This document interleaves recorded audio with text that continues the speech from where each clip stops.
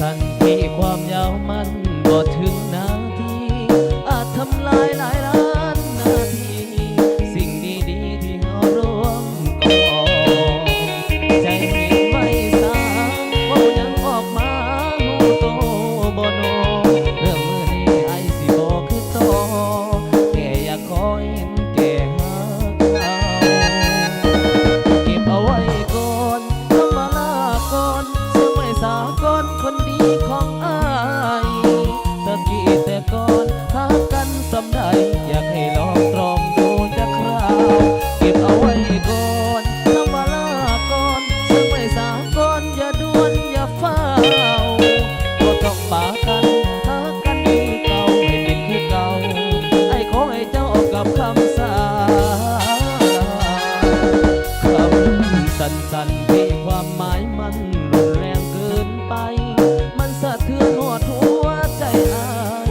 หยุดเอาไว้เศร้าเอาเด้อลาอยู่กันมาดุนต้องมีสักคนที่มีปัญหา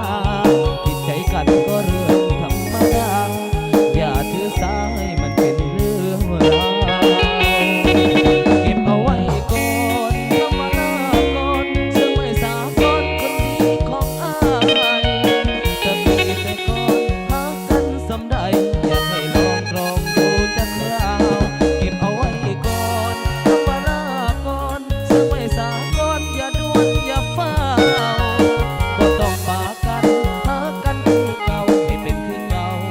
ไอ้ขอให้เจ้ากับคำสา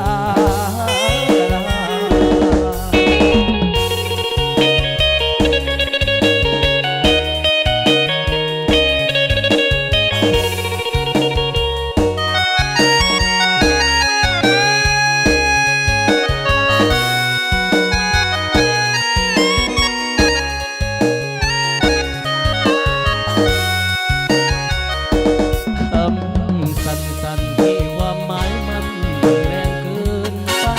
มันสะเทือนหดหัวใจอายหยุดเอาไว้เศร้าเอาเด้อลาอยู่กันมาดุน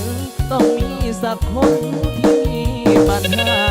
ผิดใจกันก็เรื่องธรรมดาอย่าถือสาให้มันเป็นเรื่องราว